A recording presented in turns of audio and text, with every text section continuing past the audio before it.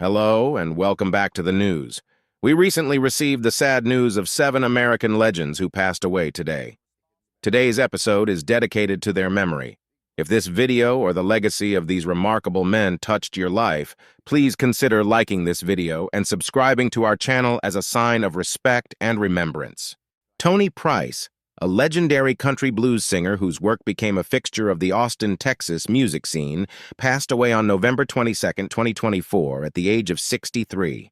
Her soulful voice, unique style, and charismatic stage presence made her one of the most beloved figures in American music. Born March 13, 1961 in Philadelphia, Pennsylvania, Toni showed a passion for music from an early age, absorbing a variety of styles from blues to jazz to country.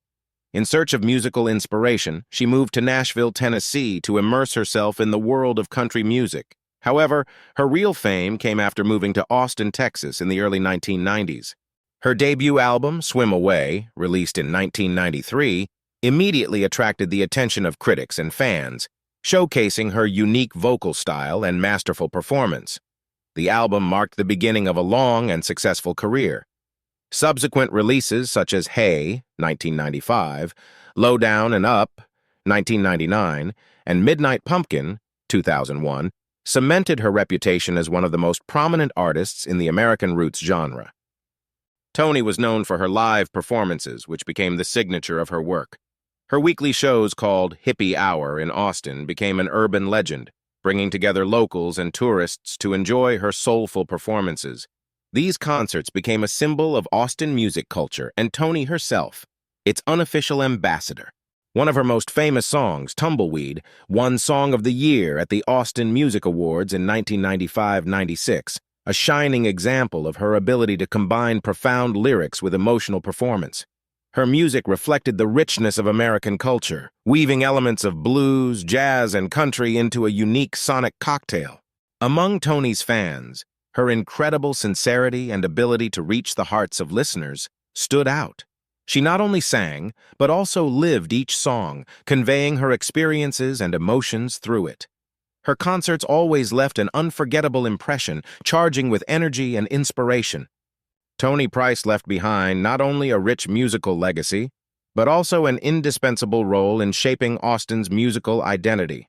Her work and performances continue to inspire a new generation of musicians, reminding them of the power of music to bring people together and speak to the most important things. Her death was a great loss to the music world, but her songs and recordings live on, allowing all who knew and loved her to discover her talent again and again. Toni Price will always be associated with the sincerity, passion, and beauty of the music she gave to her fans throughout her life. Charles Dumont, a distinguished French-American composer and singer, died on November 18, 2024, at the age of 95. His name became a symbol of French chanson, and his works, including the immortal hit Non je ne regrette rien, brought him international fame and made him a bridge between the cultures of France and the United States. Born March 26, 1929 in Cahors, France, Dumont was surrounded by music from childhood and began his career as a jazz trumpeter. But his true talent was revealed when he began writing songs that delved into the very essence of human emotion. In the 1950s, his work began to attract the attention of major artists, but a meeting with Edith Piaf was a turning point in his life. It was through his collaboration with Piaf that Charles Dumont entered the history of music. Together, they created more than 30 songs that became the embodiment of the French spirit. The song Non, je ne regrette rien, released in 1960, became not only Piaf's calling card, but also a symbol of resilience, hope, and fortitude. Its words and melody found a response from listeners all over the world, turning into a real anthem for people of all generations. After Piaf's death, Dumont continued his musical career, working with other legendary performers and releasing his own albums. His rich voice and poetic depth of lyrics made his concerts popular both in France and in the United States, where he helped popularize French chanson. Charles Dumont not only inspired listeners, but also became a cultural link between France and America. His music, full of love, pain, and hope, remains part of the heritage that unites peoples and generations. His death was a great loss, but his melodies continue to sound, reminding us of the beauty and eternity of art. John Amos, a prominent American actor, whose career spanned more than 5 decades, passed away on November 21st, 2024, at the age of 84. His contributions to the entertainment industry, particularly through his roles in such iconic works as Good Times and Roots, have become an important part of the cultural legacy of television and film. Born December 27, 1939, in Newark, New Jersey, Amos grew up in East Orange, where he graduated from East Orange High School in 1958. He then continued his education at Long Beach College and then at Colorado State University, where he earned a degree in sociology. In addition to his studies, he proved himself to be a talented athlete, playing football and boxing. Before his acting career, Amos briefly played professional football, representing teams such as the Denver Broncos and Kansas City Chiefs. However, his desire for self-expression and a desire to change the way black characters are portrayed in the media led him to the world of entertainment. He's best known for his role as James Evans Sr. on the popular sitcom Good Times, 1974-76. His character was one of the first 2-parent black families on American television, making the show a major cultural phenomenon. Amos brought his full potential to the role, creating a strong, caring, and complex father figure that resonated with millions of viewers. In 1977, John Amos made a splash with his performance in the miniseries Roots, where he played the adult Kunta Kinte. This powerful drama, which reveals the tragic history of slavery in the United States, brought Amos an Emmy nomination and cemented his status as one of the leading actors of his time. His film career was also impressive. He delivered memorable performances in Coming to America, 1988, and Die Hard 2, 1990, adding new dimensions to his acting range. John Amos left an indelible mark on the entertainment industry. His roles broke stereotypes, providing audiences with complex and multifaceted characters, as well as important representation of black characters on screen. His death was a great loss to fans and colleagues. However, Amos's legacy lives on through his work, inspiring new generations of actors and audiences. Lou Donaldson, legendary American alto saxophonist, whose career spanned more than 5 decades, died on November 19, 2024, at the age of 98. His work was a key element in the development of such jazz styles as bebop, hard bop, and soul jazz. His warm, expressive style and unique sound made him one of the most influential musicians in the history of jazz. Born November 1, 1926, in Badine, North Carolina, Lou was surrounded by music from an early age and began his musical education at a young age. The turning point in his musical journey occurred while serving in the U.S. Navy during World War II. It was then that he first heard bebop, which changed his life forever and determined his musical future. In the early 1950s, Donaldson moved to New York City, where he quickly became part of the burgeoning jazz scene. Working with the likes of Milt Jackson, Thelonious Monk, and Art Blakey, he made an important contribution to the development of hard bop. His work with Blakey's quintet in 1954 marked a turning point for the genre, combining elements of bebop with blues and R&B influences. Lou Donaldson's solo career brought him widespread recognition. Albums such as Blues Walk, 1958, and Alligator Boogaloo, 1967, became classics of the genre. His compositions, rich in blues melodies and soul rhythms, attracted both traditional jazz fans and new fans.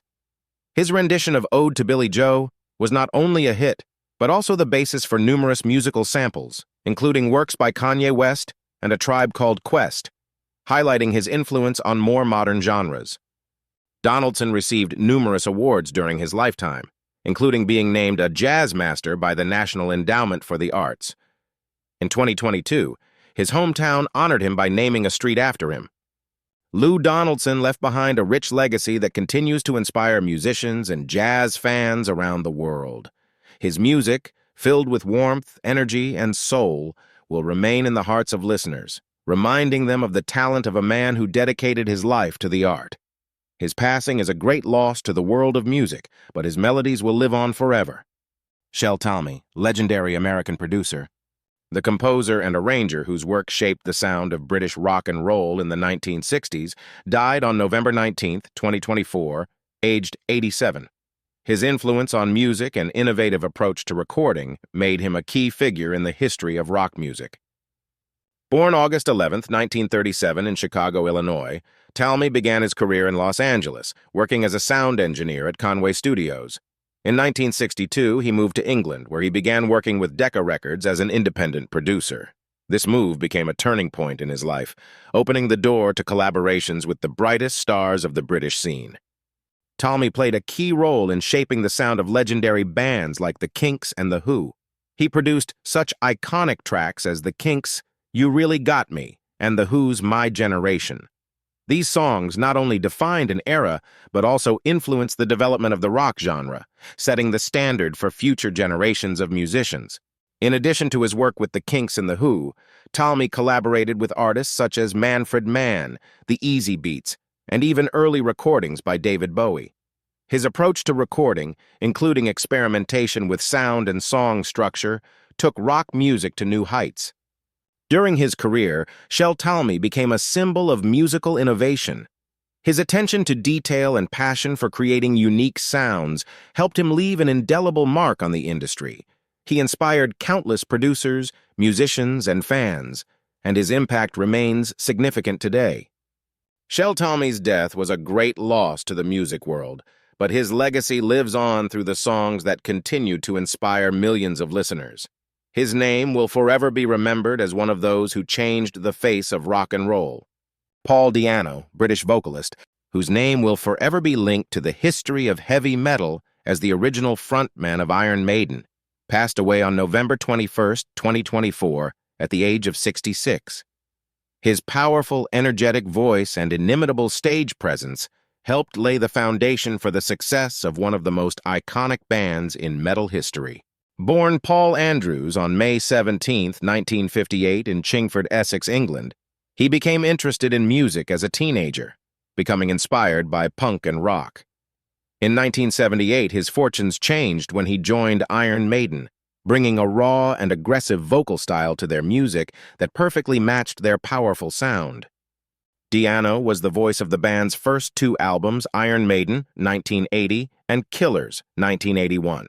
These records not only became the basis for the band's style, but also an important contribution to the development of the new wave of British heavy metal.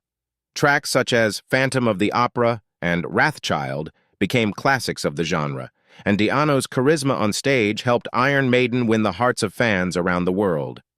However, his time with the band was short-lived.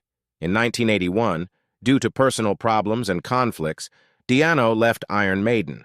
Despite this, he did not retire from music and continued his creative work with projects such as Battlezone and Killers. His subsequent career was less successful, but he remained dedicated to his craft, performing on stage and recording with various bands. The last years of his life were marred by serious health problems.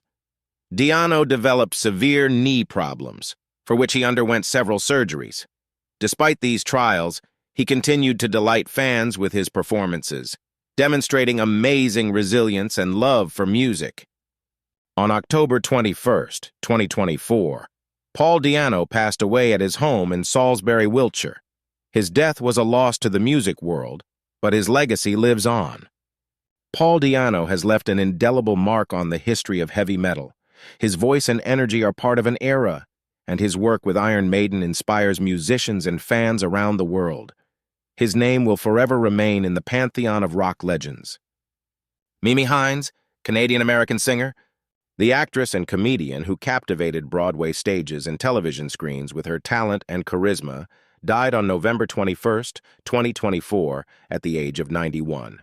Her contributions to the entertainment industry, spanning 7 decades, left an indelible mark on culture. Born July 17, 1933, in Vancouver, British Columbia, Mimi began her career at an early age, performing in nightclubs across North America. In 1952, she met comedian Phil Ford while performing in Anchorage, Alaska. Their creative and personal partnership became the foundation of the successful comedy duo Ford and Hines, who gained popularity through live performances and television appearances.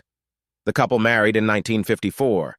Mimi's real breakthrough came in 1965, when she took over the role of Fanny Brice in the famous Broadway musical Funny Girl, replacing Barbra Streisand. Her flamboyant performance and powerful voice captivated audiences, cementing her reputation as one of the most outstanding actresses and singers of her time. After her divorce from Ford in 1972, Mimi continued to have a successful solo career. She performed in such iconic productions as Grease, Anything Goes, and Nonsense. In addition to the stage, she also appeared on television, including popular shows such as Love, American Style, and Frasier. Mimi Hines was known for her unique combination of vocal talent and comedic timing, making her performances unforgettable. Her contributions to musical theater and entertainment have inspired countless performers, and her work continues to delight new generations. Her death was a loss to the theater and music communities, but Hines's legacy will live on through her recordings, audience memories, and her timeless contributions to the arts. Huckleberry Fox, born George Miller Fox on October 6, 1974 in Philadelphia, Pennsylvania, was an American actor whose career began as a child actor and brought him recognition for his moving roles in films of the 1980s. He died on November 23, 2024, at the age of 50 in Washington, D.C. Fox cemented his place in cinematic history with his role as Teddy Horton in the Oscar-winning film Terms of Endearment, 1983. His portrayal of Deborah Winger's youngest son was met with critical acclaim by audiences and critics alike, leaving an indelible mark on audiences. After a successful debut, he starred in films such as Misunderstood, 1984, where he played opposite Gene Hackman, and American Dreamer, 1984, where he played Carl Palmer. In 1985, Fox played the lead role in Conrad and also appeared in the adventure film Blue Beyond the Horizon, where his work was again highly praised. On television, Fox was best known for his appearance in the episode Black Reaper Cuddy in the anthology series Tales from the Dark Side, 1988. His film and television career continued until the late 1980s, when he decided to leave the entertainment industry. After retiring from acting, Fox devoted himself to science and education. He studied molecular biology at New York University and then worked in government performance evaluation for New York City. He later taught animal biology and physiology. His academic career continued at Cornell University, where he focused on animal science, nutrition, and agroecology. Huckleberry Fox's death is a loss to all who valued his talent as an actor and his contributions to scientific research. His transition from a successful career in Hollywood to academia was an inspiration to many, showing that it is always possible to start a new path. His role in Terms of Endearment remains unforgettable, as does his example of the pursuit of knowledge and self-improvement. Steven Spielberg is a name that has become synonymous with cinematic genius. Born December 18, 1946, in Cincinnati, Ohio, this director, producer, and screenwriter took the art of cinema to new heights, creating films that defined an era and left an indelible mark on culture. His work was not only commercially successful, but also deeply moving, exploring the most complex aspects of human nature. Steven was the eldest child in a Jewish family. His father, Arnold Spielberg, was a computer engineer, and his mother, Leah Adler, was a musician. The family moved frequently, and Steven spent most of his childhood in Phoenix, Arizona. During his school years, he developed an interest in film, making amateur films on an 8mm camera. One of his first films, Escape to Nowhere, was a war drama inspired by his father's stories about World War II. After 2 failed attempts to get into film school at the University of Southern California, Spielberg went on to study at California State University, Long Beach. However, he did not give up on his dream of becoming a director, which led him to an internship at Universal Studios. It was there that he made the short film Amblin, which caught the attention of producers and opened the doors to Hollywood for him. In 1975, Spielberg made his first blockbuster, Jaws. Not only was the film a hit, earning over $400 million, but it also changed the way movies were marketed, laying the foundation for the modern summer blockbuster model. The next step in his career cemented his success. Close Encounters of the Third Kind, 1977. A sci-fi masterpiece that confirmed Spielberg's status as an innovator. The 1980s were a time of great achievement for Spielberg. His films E.T., The Extraterrestrial, 1982, and the Indiana Jones franchise, beginning with Raiders of the Lost Ark, 1981, were not only commercial successes but also cultural phenomena. Their stories, filled with adventure, humor, and warmth, captivated audiences of all ages. But Spielberg has always strived to make films that not only entertain but also make you think. His Holocaust drama Schindler's List, 1993, won him his first Oscar for Best Director. Inspiring and tragic, the film was a testament to his capacity for deep emotional and social engagement. In 1998, Spielberg directed the war drama Saving Private Ryan, which shocked audiences with its realism and profound exploration of the theme of sacrifice. The film won 5 Academy Awards and forever changed the perception of war dramas. Steven Spielberg has also been active in producing. His Amblin Entertainment and later DreamWorks have been home to dozens of successful films, such as Shrek, 2001, and The Grinch, 2000. Despite his incredible success, Spielberg has always remained a man who genuinely cares about his legacy. He founded the Shoah Foundation, which preserves the testimonies of Holocaust survivors, and has been an active supporter of educational projects. In his personal life, Spielberg has been married twice. After divorcing Amy Irving in 1989, he married actress Kate Capshaw in 1991. Together, they raised 7 children, including adopted children. Steven Spielberg's career continues to inspire. His ability to create compelling stories, combining technical innovation with human warmth, makes him more than just a director, but a true artist who shapes the world we see through the screen. His films will forever remain a symbol of craftsmanship and art.